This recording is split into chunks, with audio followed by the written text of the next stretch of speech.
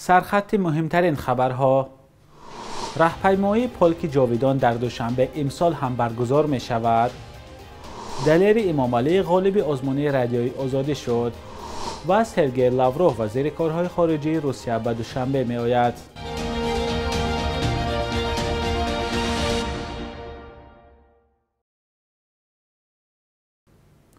درود بیننده عزیز، خوش آمدید به برنامه نوید بامدادی. امروز 3 می است.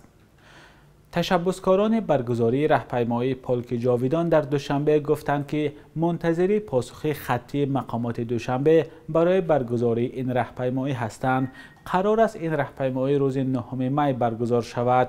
خبرگزاری دولتی تاس روسیه از شوکت میرزایف رهبر اتفاق سربازان اینترناسیونالیست در تاجیکستان نوشته است که آنها رضایت شفاهی مقامات دوشنبه را برای برگزاری راهپیمایی پولک جاویدان گرفتند و منتظر اجازه رسمی خطی هستند.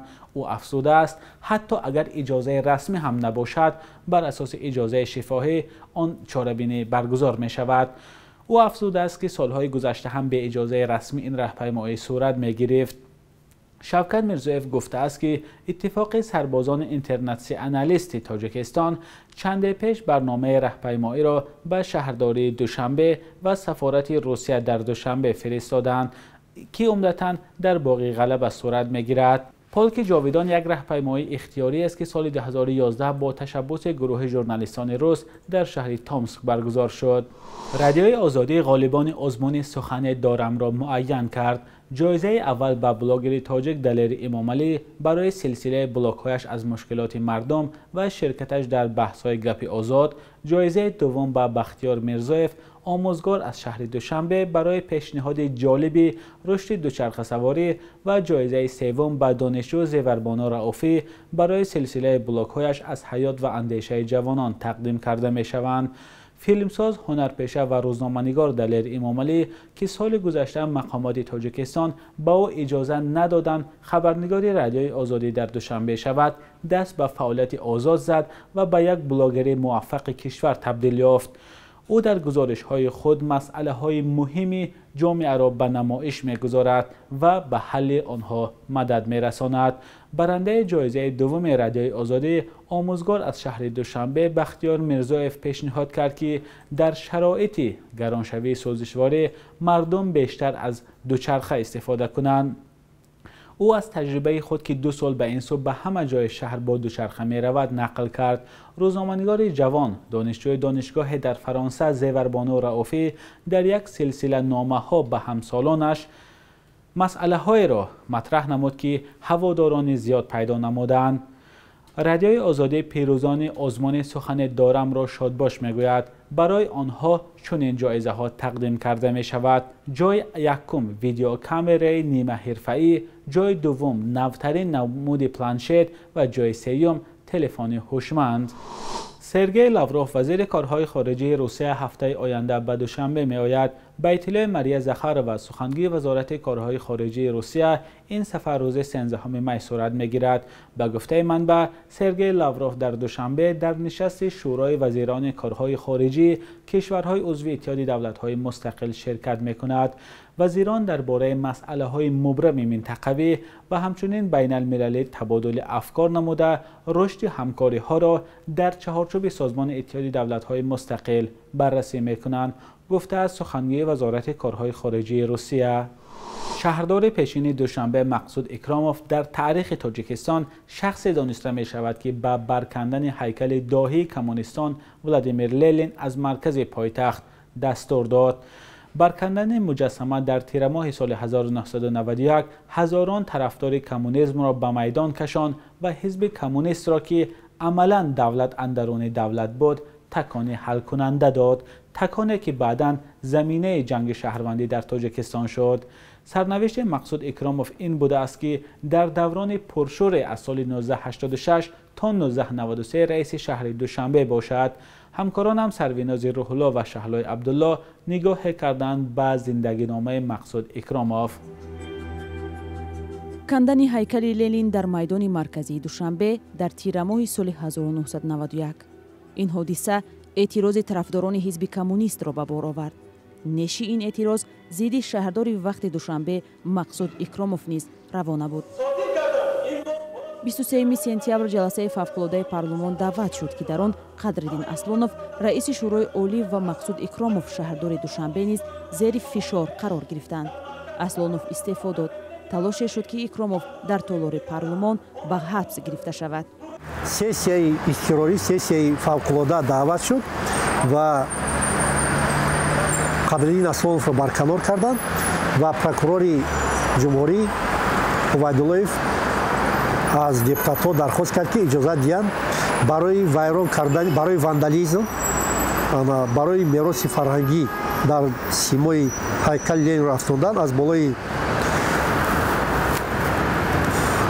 اکراموف پرونده جنایتی میکشند و اصلا میخواست که از همون تالار جلسه بازداشت کرده بوده حبس کنند، اما депутат‌ها راضی نشدند.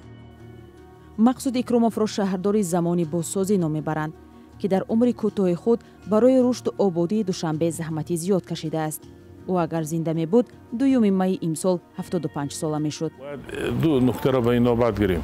اول او رئیس شهر بود، یعنی پایتخت تاجیکستان، و در این رابطه بیشتر با کارهای خواجگی و اقتصادی مشغول بود و موفق نیست شد و نفری بود که بسیار خالپشکنی کرد، با کارهای بنیادکاری مشغول شد، زبان تاجیکی روان داشت با برابری دانستن زبان ازبکی و روسی و میان زیایی ها و روشنفکرها صاحب احترام گردید. توانست که زمینه های فعالیت اقتصادی شهرداری را تحکیم بخشد و منبع سرمایه خارجی را به وجود آورد و تبادل شهروندان نیز شد و ساکنان شهر دوشنبه قشر معینی آن توانستند که دیدار و ملاقات علاقه در عرفه پاشگوری اتحاد شوروی را داشته باشند. شکل پره مستند درباره مقصود اکراموف را می توانید در سامانه رادیوی آزادی و صفحه آزادی ویدیو تماشا کنید. بخش یک روز تاریخ را همکارم خرامان بقازاده تقدیمتان می کند که مهمترین تحولات تاریخی در روز 3 می را فرا می گیرد.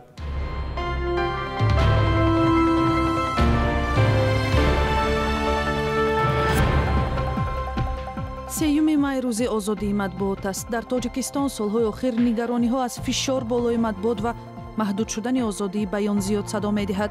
محدودیت در دسترسی به اطلاع و فشار بالای مطبوعات و ژورنالیستان مستقل برای آنکه مسائل داغ جامعه را مطرح می‌کنند از مشکلات اصلی سالهای آخر شده است. نشریه‌های مستقل اعتراف می‌کنند که در چنین فضا مجبور می‌شوند به سانسور مطلب‌های خود رو بیارند. 3 می سال 2016 در دوشنبه مرافع دادگاهی حقوقشناسان مستقل بزرگمهر یورف و نوریالدین محکموف شروع شد که بعد 2 سال مرافعه ها به 28 و 21 سال زندان محکوم شدند. نزدیکان و طرفداران یورف میگویند حقوقشناسی معروف برای اظهار آمادگیش در حمایت از حقوق اعضای بازداشت شده حزب نهضت اسلامی در تیر ماه سال 2015 به جوابگری کشیده شد. نه یورف و نه محکموف هیچگاه عیبنامه را ضد خود اعتراف نکرده، گفتند که پرونده آنها انگیزه های سیاسی دارد. بزرگمهر یورف سال 2020 برنده جایزه حقوق بشری هماهامینی شد. 3 می زادروز یکی از هنرمندان معروف تاجیک عضو دسته رقصی زیبا سیده فیضلی‌یو است. سیده فیضلی‌یو از زمان تأسیس دسته در سال 1978 به حیث رقصنده اساسی کار کرده، چون معروف ترین سیمای این انسمبل رقص های ملی نام برآورد.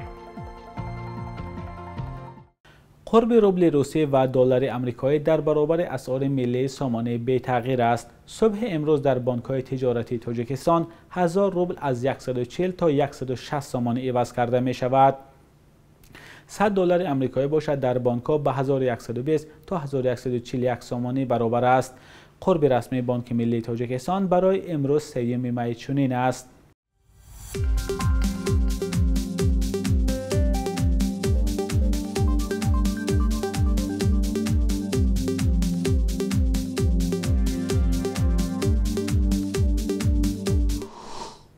بیننده عزیز، مهلت جدا شده برای برنامه نوید به انجام رسید. خبرهای از این بیشتر را در سامانه رادیوی آزادی با نشان azadi.org و صفحه آزادی ویدیو پیدا کنید. تا فردا در همین وقت و ساعت، خدا نگهدار.